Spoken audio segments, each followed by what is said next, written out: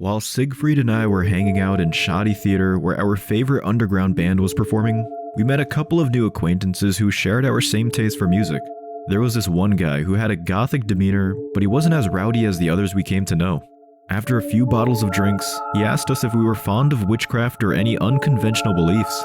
Truth be told, I take those things as nothing but trivial topics to discuss, but I was in no mood for such an argument and just simply seconded the opinions of my friend. After their exchange of thoughts, he gave us a card and walked away.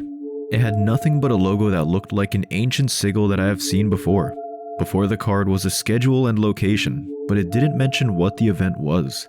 Since we had nothing better to do at the time, Siegfried and I had decided to attend the event and see what it was all about. The location was of a bar that was pretty far from the city, and the theme was dark with incorporations of the occult, which was relatively common to a black metal gig. We thought that this was just a small event and nothing more but a private party of metalheads and gothic individuals. Although the majority of the tracks played the entire night were seance and atmospheric music without any lyric nor an actual band. However, there was more into this gathering than we assumed. Apparently, they were observing our behavior from afar and assessing our characters to see if we deserved the invitation for the second gathering. We thought that it must be some kind of promotional gimmick of a brand or anything of the sort, but we just rode along and went with it. Siegfried was fond of these things, and he was able to keep up with their discussions as I simply watched him talk our way into the next event. The second meetup was on a campsite at the mountains. At that point, we realized that it was some kind of a club. We gathered at the bonfire, and one of the members told us about the tales of the old god. We then thought that this club was a cult which was demonic or satanic in nature like the others we knew. We were expecting to hear something in the lines of the biblical demons and other demonized deities like Ammon or Belial. However, it turned out that their belief was something which we'd never heard before. They gave us a written copy of the tale, and we couldn't even pronounce the name of the god they were worshipping. In one ordinary afternoon, we were approached by the authorities and brought in for questioning.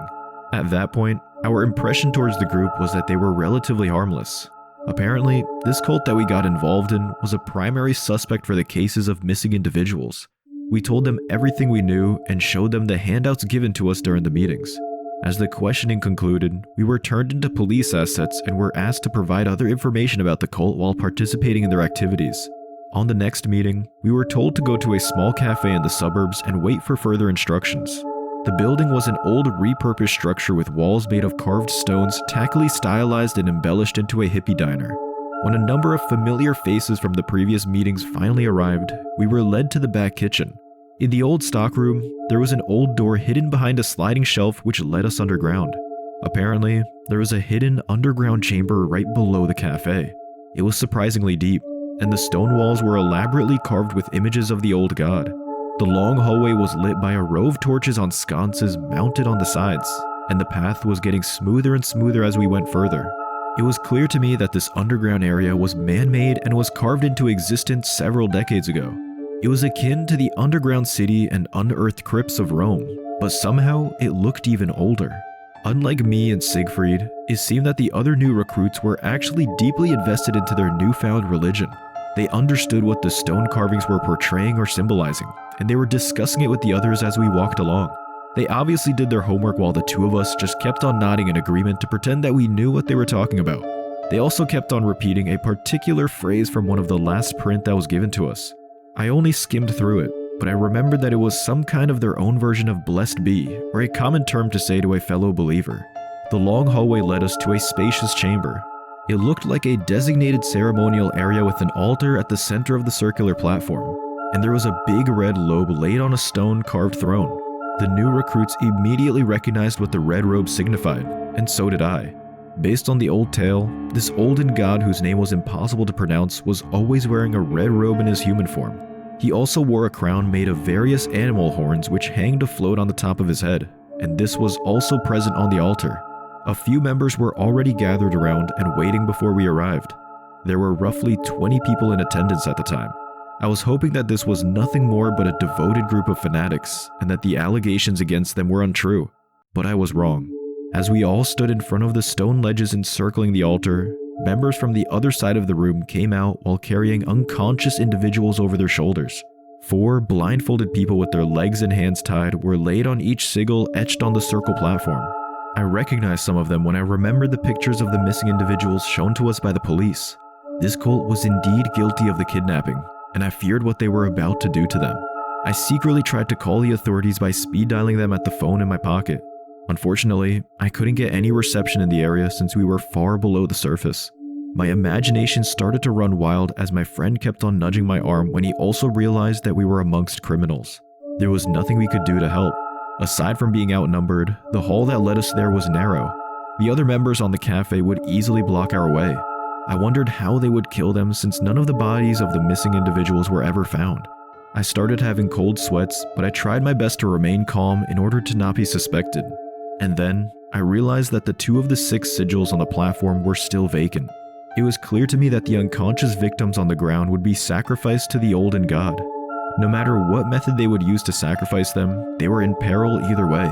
Aside from these kidnapped individuals, I figured out right then and there that the group needed 2 more. I was desperately restraining myself from screaming while my chest was rapidly pounding. I turned my head to Siegfried to ask him if he had any idea what we should do, but he was completely mortified by fear that he couldn't hear any word I said.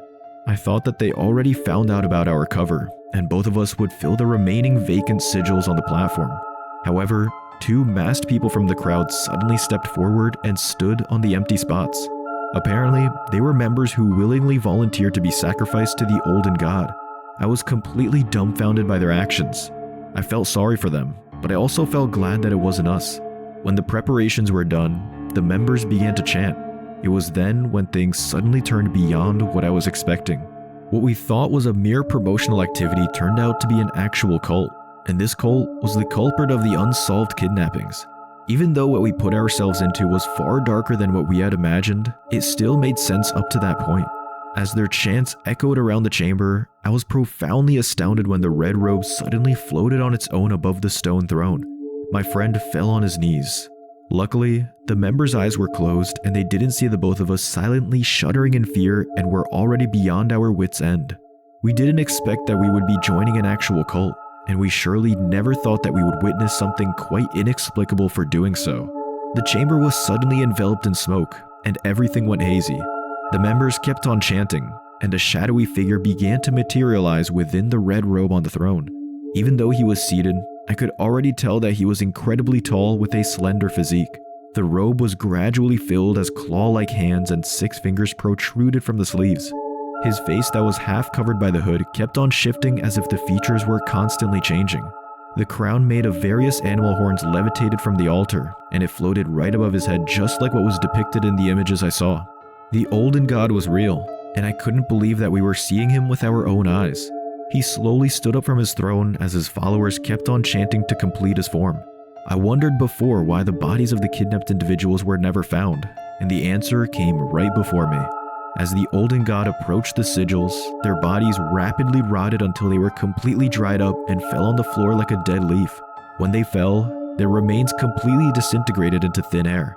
Even their clothes were reduced to dust as their existence was completely expunged. I was instinctively stepping back until my heel reached the ledge of the stone seat we stood upon. Siegfried remained motionless on the ground with his eyes and mouth open. The spot he sat on got wet when he pissed himself out of fear. I could tell that I was also about to lose control. I never felt such a crippling terror in my entire life. The figure of the olden god was gradually growing thicker and taller as his skin was becoming more visible by absorbing the sacrifices. But then, flashes of light suddenly strobed from the hallway. A group of officers equipped with heavy guns suddenly stormed in, and the chanting was abruptly halted. Apparently, they were already constantly tracking our location ever since we came to the station. They decided to mobilize when we disappeared from their trackers and went to the last marked location. Fortunately for us, it was the cafe just right above us. The members who were on the lookout were not able to deal with them, and they were powered through. One of them was forced to reveal the entrance in the kitchen, and we were saved. As the officers ordered the members to drop on the ground, the chanting was stopped. They failed to completely materialize the body of the olden god. The crown of horns and the red robe fell on the floor as he was reduced into smoke. The officers who had a glimpse of this unearthly entity were taken aback, but they also couldn't tell what they actually saw. Unfortunately, they were not able to save the kidnapped victims, and there was no single trace of them in the area. The only thing that held the cult accountable for their crimes were our statements, but our words were far from enough to prove their guilt. We told them everything that happened in the chamber, but the prosecution did not believe the existence of the Olden God. Since the chamber was enveloped in smoke, the body cams of the officers who came were unable to record him.